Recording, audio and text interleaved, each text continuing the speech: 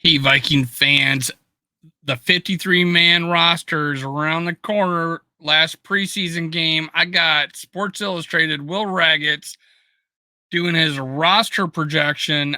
I'm doing a reaction video next in 3, 2, 1.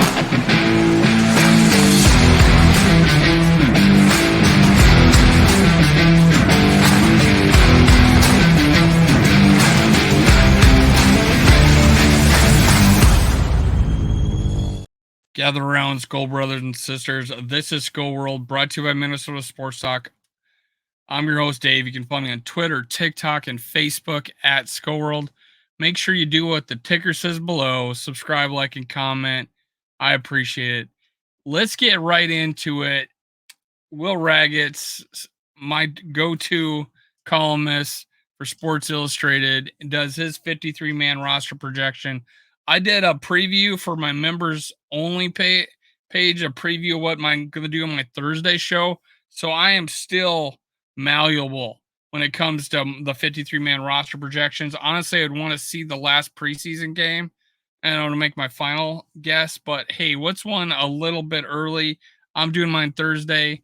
If you join a membership, you'll get to see a preview of that. I already got that recorded and posted. All right, guys, I'm gonna bring that up. What do we got here? Let me. How do you work this thing? Let's go. All right, here we go.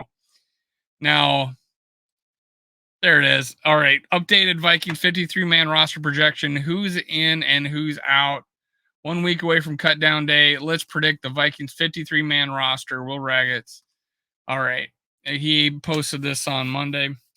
Training camp is entering its final week. 2 preseason games are in the books. Countdown day, August 29th, is suddenly right around the corner. That makes it perfect time to do another Vikings 53-man roster projection. Keep in mind that things can and will fluctuate in the next couple weeks. As the Vikings sign a veteran or pick up someone who gets cut from another team, the projection uses the current 90-man roster as of August 21st and is based on what I've seen over the course of training camp. Hey, he's been there. He's covering it. Man, they got a lot of pop-ups. Quarterbacks, Kirk Cousins, Nick Mullins, Jaron Hall. So we are keeping 3 quarterbacks. I think everybody thinks that because of the new rules, and especially with the spotting to where you can be taken out of the game, and you may not be allowed to come back in for concussion protocol. So it makes it dangerous. You can lose both your quarterbacks. I mean, Miami experienced that, and there would be Jaron Hall, being able to play on the sidelines. And out Jordan Ta'amu. I wouldn't mind bringing him back for the practice squad. I wouldn't mind seeing that. He goes, I still believe the Vikings keep 3 quarterbacks. They spent all offseason developing Hall, so subjecting him to waivers feels like a risk they won't want to take. It was a 5th-round pick. Ta'amu is probably just a camp body for this final week. Mullins is firmly the number 2 here, even if Hall plays well in the preseason finale. Running backs. A lot of unknown here.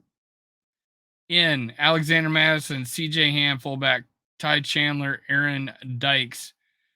He's got Kenny Nwangu going to the IR. That means he's out for the season. Cuts out if we do it after the cuts, then he can come back. But you IR him, he's gone for the season. So if that happens, this makes sense. 3 running backs, though, in that situation. I do like Aaron Dykes. He showed me a lot in that last preseason game. So, hey, I got him borderline. I said the same thing, and you can watch. You'll see what I come up with on Thursday. But that's a good point. Very good point. This was a difficult room to sort out after the top 3. McBride might be a surprising cut, but I think the Vikings can get him past waivers into the practice squad because he was a 7th-round pick whose numbers through 2 preseason games, 12 carries, 33 yards, 1 TD, have been underwhelming. This is very true, and I'm tending to lean that way. I didn't think this a while ago, but it's very true. All good points. Nwangu's injury has lingered long enough that they may end up on the IR, which would keep him out for at least the first 4 games. That could create a spot for Dykes to make a team the number 3 RB kick returner and a solid performance against the Titans. More likely outcome might be that the Vikings sign a veteran running back, bringing in Kareem Hunt and Mike Davis for visits in recent weeks. Tells you they're exploring that idea. So he may be wrong here. Judd from Minnesota, from Purple Daily, said that you get IR before the cuts, you're out for the season. Now, Will Ragatz, writer for SI, says no, he can come back. So if that's the case, I put Kenny Nwanga on the IR, no problem. I would do that. But hey, now I'm questioning that thought process. Wide receivers in Justin Jefferson. Good call, Will. Good call. KJ Osborne, Jordan Addison, Jalen Naylor, Brandon Powell, Tristan Jackson. I thought I heard that Jalen Naylor practiced, so I'm gonna look more into that. We'll talk about that tomorrow on my live show with Purple and Gold for Days. That's with Justin. Me and him do Under the Lights on Tuesday nights, 7:00 Central. Oh, hold it. Sorry, 7:30 Eastern, 6:30 Central. He goes out. Jalen Reagor, N'Keal Harry, Thayer Thomas, Blake Prohl, Lucky Jackson, Jacob Copeland, Garrett Mag. Yeah, I mean, I could see this. The only other, I had outside thinking in N'Keal Harry, but he got hurt. He didn't even play this second game. Or Jalen Reagor, Thayer Thomas has looked good. This is such a deep one, and here he goes. This is simply a loaded position group. Naylor returned to practice on Monday. There you go. After missing more than 3 weeks with a leg injury, which is big. He was the Vikings wide receiver 4, but getting hurt and should reclaim that role. Powell and Jackson have been too good throughout training camp to cut. With Powell likely to serve as the Vikings punt returner, I'd love to get Reagor or Harry onto the roster, but I don't see how it happens. Those two and Thomas will provide depth on the practice squad if no one else picks them up. True. Very true. Tight ends. TJ Hawkinson, Josh Oliver, Johnny Munt. That it hurts. Nick Muse being cut, that would hurt.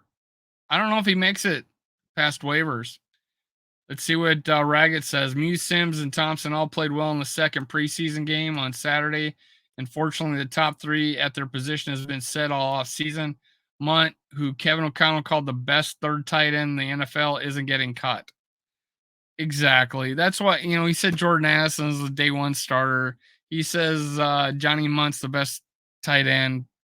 Make the guy compete before you start naming that. And Munt had some tough drops this past season. Offensive linemen, Christian Darrisaw, good call, Ragatz, good call there. Ezra Cleveland, Garrett Bradbury, Ed Ingram, Brian O'Neill, Blake Brandel, Vadarian Lowe, Austin Schlottman, Oli Udoh. I would 100% agree with that. I don't think that will change on my video. I already did the members video, but I'm probably keeping that for my Thursday show. A little precursor to my Thursday show, but we'll talk more about that.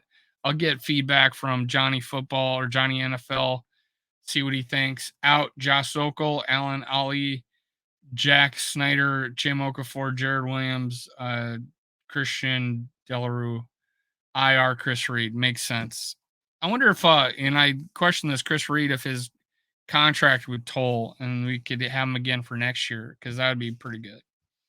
This actually feels pretty straightforward. The Vikings starting 5 is set. They have got 3 versatile veterans and second-year tackle Lowe in place as depth options. Reed doesn't seem close to being healthy, so he can go to the IR. A few of the young players who get cut will stick around the practice squad. I agree.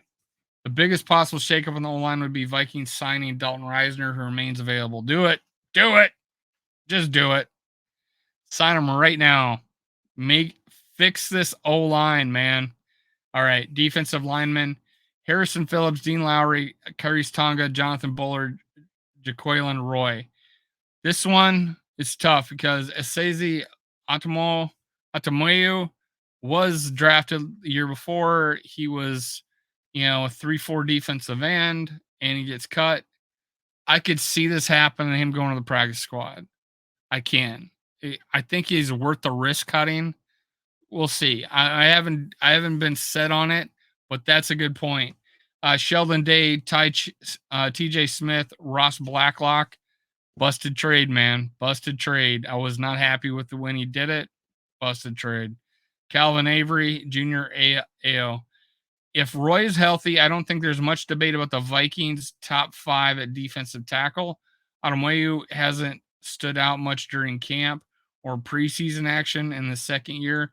Day has an incredible game against the Titans, but like T.Y. McGill last year, they may not ultimately mean a whole lot. Well, T.Y. McGill, man, he got hurt. Otherwise, he'd have made the team, I think. Outside linebacker, well, and he says tackle, but this is just defensive lineman. Yeah, I mean, their defensive ends may have a nose tackle, basically. It's a 3-4. He says tackle, but I know what he's talking about. Outside linebackers, Daniil Hunter, Marcus Davenport, Pat Jones, the second, DJ Wanham, Luigi Villain, out Andre Carter the second, Benton Whitley. Now, he was a UDFA. We paid him like 300. Well, he'll talk about it here, I think. Yeah, he does. If the Vikings decide to keep 5 outside linebackers, I would see this the one going either way with Villain or Carter for the fifth spot. I do not. Villain has won the job, hands down. They gave Carter 340,000 guaranteed to sign as an undrafted rookie, so they may not want to subject him to waivers. But Villain has clearly been the better player during camp and the preseason. I think that matters. So he does agree with me. This is about putting together the best possible roster of 53 football players, in my opinion.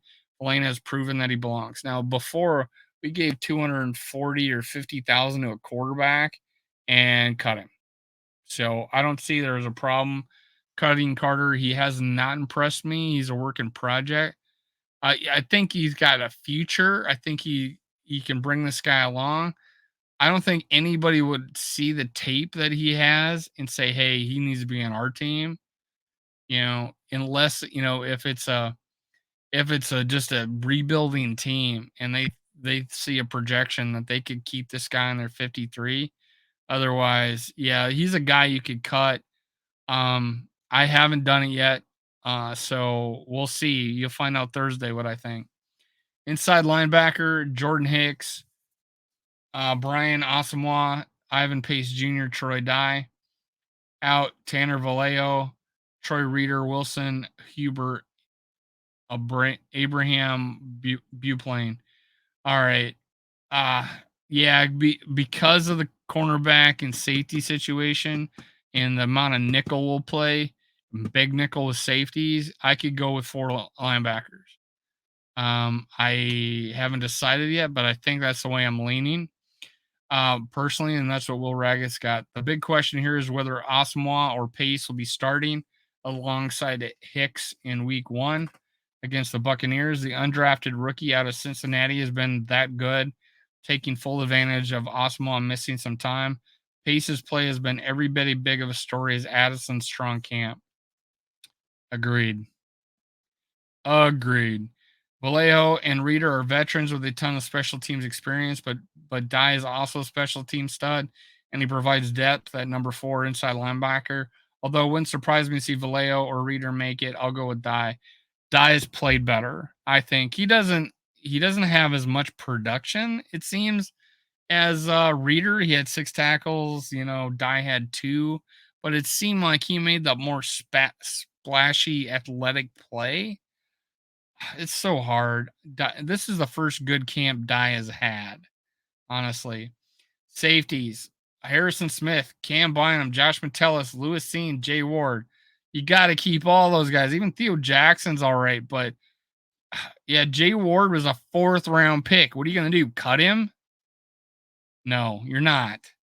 And I mean, we said he was going to be a cornerback when we drafted him. I don't think that's the case. He's definitely a safety. And not a bad one either. We got so much depth at receiver and safety, it's ridiculous.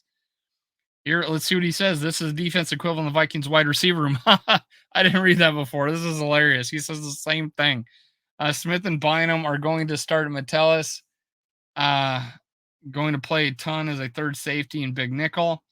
Seen as a 2022 first rounder who showed some encouraging flashes of progress this weekend. I agree. I had him as a winner out of that last game, even though he got hurdled over for that touchdown. Ward is a versatile fourth round rookie. Jackson has earned significant praise during camp on both defense and special teams. He did, unfortunately. Theo Jackson probably go to the, I guess he'd probably go to the practice squad, hopefully. I'm not bold enough to predict it, but Jackson making the roster over Ward wouldn't actually shock me. The Vikings are big fans of the 2022 sixth round pick. Just so deep. So deep. Cornerbacks.